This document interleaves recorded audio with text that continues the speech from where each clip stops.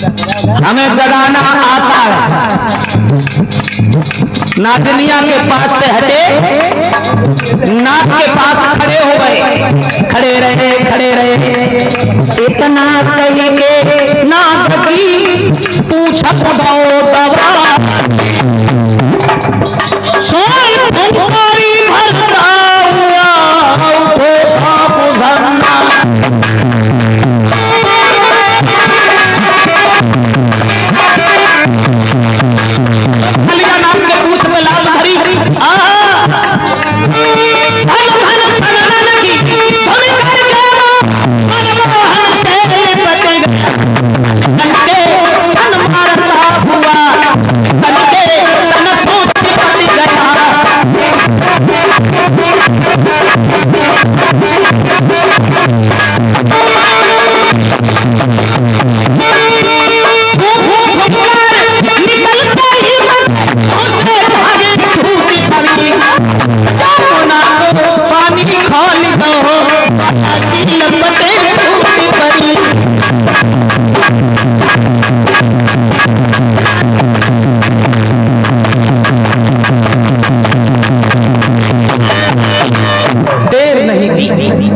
कालिया नाग जिस समय कन्हैया के बदन से चिपट गया, फुसरार जब निकलती है आग जैसी लपटें छूट जाती हैं, जहर से यमुना का पानी खौलने लगा।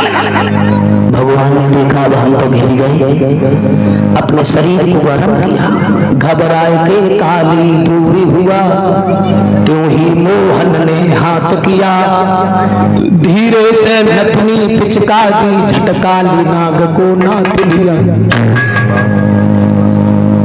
फन पे सवार, अब जिस फन को कालिया नाग ऊपर उठाता है मुरलीधर उसी पे पहुंच जाती। आग जैसी लपटें जो टूट रही थी वो धीरे धीरे गायब हो गई। कालिया नाग के मुंह से खून बहने लगा, जिससे यमुना का जल लाल होके बहने लगा।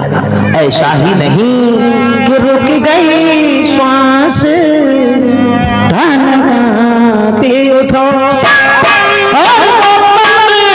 अभी जवान भाई।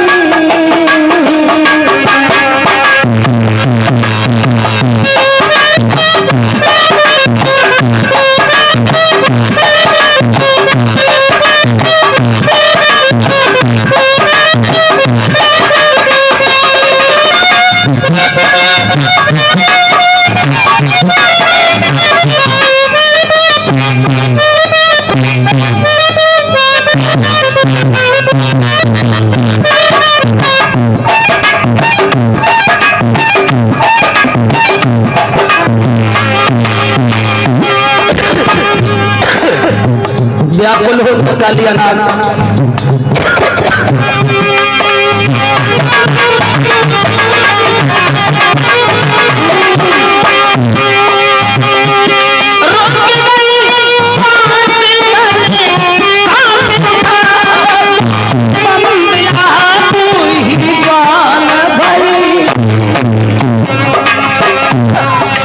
चलो खून उसके मुख से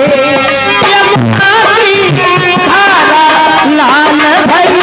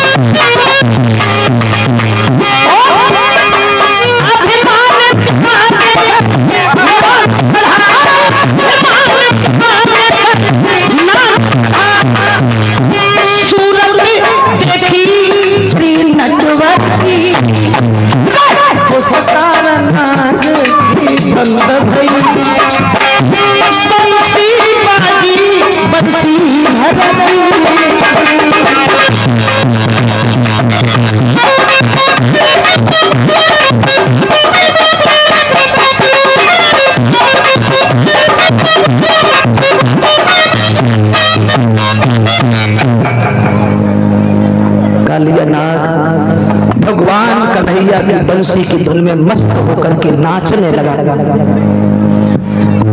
नागिनियां कन्हैया से विनती करने लगी और कहने लगी हैं, माफ कीजिए, हम लोग तामसी स्वभाव के हैं, इसलिए आपको पहचानने में भूल कर गए, हमारे पति को प्राण दान दे के छोड़ दीजिए। कन्हैया बोले छोड़ देंगे, लेकिन ऐसे नहीं छोड़ेंगे, पहले तुम इस कालीदह को छोड़ करके रमणक द्वीप पर जहां तुम्हारा स्थान है वहां चले जाओ। कालिया नाग बोला, प्रभु अगर कालीदह को छोड़ दिया तो गरुड़ा ने नहीं छोड़ेंगे, वो हमें खा जाएगा। की माँ का नाम था कद्रू, गरुड़ की माँ का नाम था बिन्निता, और दोनों सौते सौते थी। जब दोनों भाई थे फिर इनमें बैर काय को बन गया भैया। एक दिन ऐसा हुआ, दोनों सौतों में जंग हो गई, लड़ाई, बिना बात के लड़ाई हो गई। कालिया नाग की माँ बोली, हे गरुड़ की माँ, सूर्य भगवान के घोड़ा देखो कितने सुंदर लग रहे हैं, लेकिन वो काले रंग के हैं। गरुड़ की माँ बोली, तुम्हारी बात तो बिल्कुल गलत है, सूर्य भगवान के घोड़ा काले थोड़ी नहीं, सफेद है। वो बोली काले, वो बोली सफेद है। दोनों में लड़ाई हो गई। फिर शर्त लग गई, तेरी बात सही हुई तो मैं तेरी दासी बनूंगी, और मेरी बात सही हुई तो तू मेरी दासी बनेगी। ठीक है। कालिया नाग की माँ बहुत चालाक थी, उसने सोचा सूर्य भगवान के घोड़ा सफेद हुए तो हमें इसकी दासी बन के जीना पड़ेगा। नागों से कहा, तुम सूर्य भगवान के घोड़ों से चिपट जाओ। नाग घोड़ों से चिपट गए, घोड़ा काले दिखाई देने लगे। नतीजा यह हुआ कि गरुड़ की माँ को उनकी दासी बनना पड़ा। एक दिन गरुड़ ने पूछा, माँ बराबर का हक है, तुम दासी बन के क्यों रहती हो? तब उन्होंने बताया कि इन नागों के पीछे हमारी आजादी चली गई। गरुड़ कहने लगे, माँ जिन नागों के पीछे तुम दासी बन गई हो, आज मेरा संकल्प है एक भी नाग को हम जिंदा नहीं छोड़ेंगे, चबा जाएंगे सबको। जो नाग जहां मिल जाता है गरुड़ उसी को मार देते हैं, खा जाते हैं। सब नाग ब्रह्मा जी के पास रोए तो ब्रह्मा जी ने समझाया, देखो गरुड़, इस तरह से नागों को मत मारो। एक हम तुम्हारे लिए नियम बना रहे हैं, एक नाग हर महीना की अमावस के दिन तुम्हारे पास आएगा और एक महीना में तुम एक ही नाग मारोगे। बोले ठीक। अब एक नाग पहुंच जाता है, गरुड़ उसी को मार देते हैं। कालिया नाग ने वो नियम भी तोड़ दिया। कालिया नाग सबको ललकार के बोला, तुम पागल हो, सबके सब इतने कायर बुज़दिल हो गए हो, अपनी इच्छा से मरने जाते हो, कोई नहीं जाएगा, और जिसने हमारी बात नहीं मानी उसके पूरे परिवार का विनाश मैं करूंगा। इसी बात को लेके गरुड़ से और कालिया नाग से युद्ध हो गया। कालिया नाग की पेश नहीं गई, तब वो भाग करके कालीदह में गिर गया और गरुड़ से निश्चिंत हो गया। क्यों? कालीदह पे क्यों गया, दूसरी जगह क्यों नहीं गया? अकेला कालिया नाग इस बात को जानता था कि गरुड़ हर जगह जाते हैं, मगर कालीदह पे गरुड़ नहीं जाते। गरुड़ कालीदह पे नहीं जाते थे। क्यों नहीं जाते थे? श्राप लगा था। सौभर ऋषि तपस्या कर रहे थे कालीदह के करीब। गरुड़ गए, एक मछली को पकड़ लिया।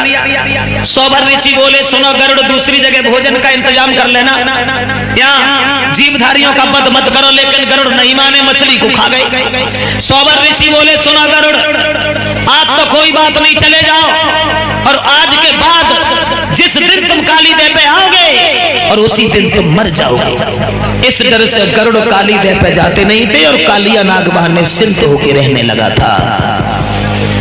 बोलिए गोविंद भगवान की। एक लाइन, मात्र एक लाइन कीर्तन, और उसके बाद जो कहा गया था हमसे, तो महाराज जी जहां कहीं भी हो आ जाए मंच पर। जय बोलो विपन बिहारी की, जय बोलो।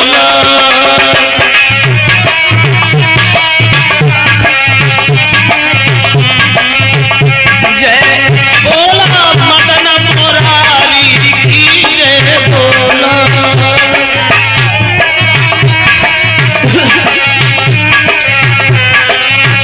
अरे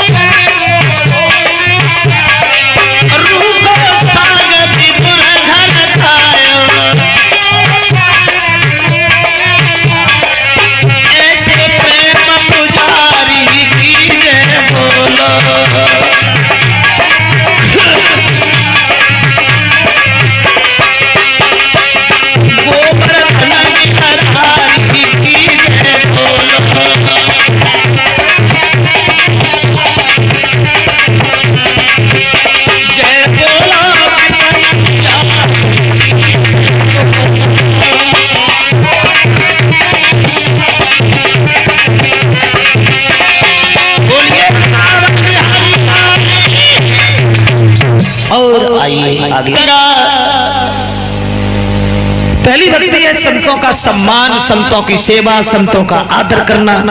और दूसरी रति मम कथा प्रसंगा। श्री राम ने सिबरी से कहा था, सिबरी ने एक दो दिन नहीं, एक प्रमाण ये मिलता है कि 10,000 साल प्रभु राम के आने का इंतजार किया था। ये सिबरी मतंग ऋषि की शिष्या थी।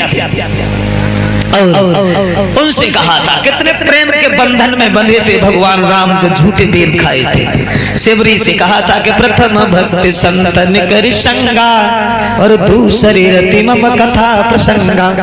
तो दोनों ही काम हो रहे हैं आप लोगों के यहाँ। संतों का सम्मान करने के लिए भी मौका है, पहली भक्ति, और दूसरी रति मम कथा प्रसंगा। दूसरी भक्ति है भगवान की कथा सुनना। तो दोनों ही काम हो रहे हैं, दोनों ही पुण्य हो रहे हैं। इधर संतों की भी सेवा है, इधर दूसरी भक्ति कथा में भी समय मिल रहा है। तो आइए थोड़ी देर भगवान कृष्ण की जो चर्चाएं चल रही थी, माफ करें कथा तो बहुत सारी शेष पड़ी है, अति संक्षेप में जहां तक हो जाए वहां तक पहुंचा देता हूं। और वैसे कंस वध तक कथा पहुंचनी थी आज। तो आइए देखते हैं कि काली दहन के बाद भगवान ने एक दिन वृंदावन की गलियों में देखा। एक दिन, कौन से दिन देखा? कार्तिक के महीना की 14 वाले दिन। कार्तिक में 14 को भगवान ने देखा वृंदावन में। तो क्या देखा?